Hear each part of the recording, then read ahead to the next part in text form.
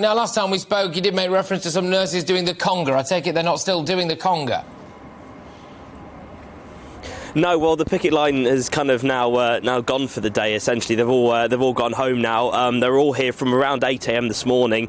There was a couple of hundred nurses here. There was chanting. There was, like you said, there was a bit of a conga with some music. But that was more to show the united front that the nurses have here, and the nurses are united together against for this increase in pay rise and this want for better working conditions. The word that kept getting told to me today was all about retention and retaining the nurses in the system. One of those reasons was, of course, pay. The RCN asking for a 19% pay increase, 5% above inflation, but Will Quince, the health minister, saying that's just unreasonable and just unaffordable. That's not going to happen, which is why they want the government to come to the negotiating table for them. The other one was also about staffing levels. The chant that's been going here is better staffing, saving lives. If you have more staff on wards, you can help more patients, because a lot of nurses here do the job because they want to care for people. And speaking to people here on the picket line today, that was one of the messages that they were telling me.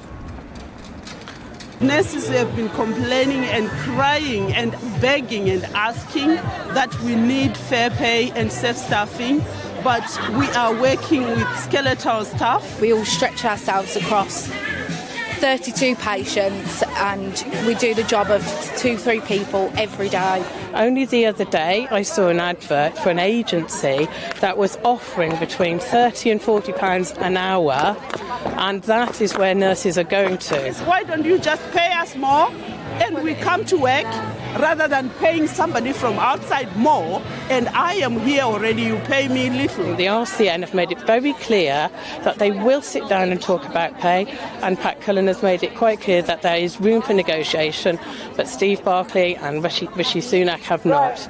And they need to just come together and sit down and discuss, and I am sure most nurses aren't expecting to get 19%.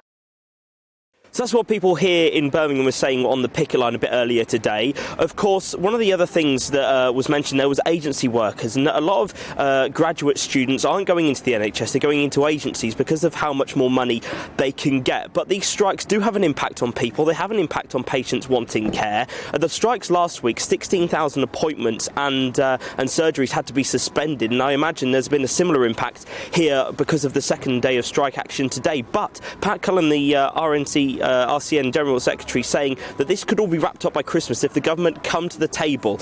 But the government's saying that they have accepted now that independent pay body review for a 4% pay rise, and so they're not going to come and try and negotiate around a 19% pay increase, which is what the RCN are demanding. But this has had an impact on patients here as they've tried to get care today.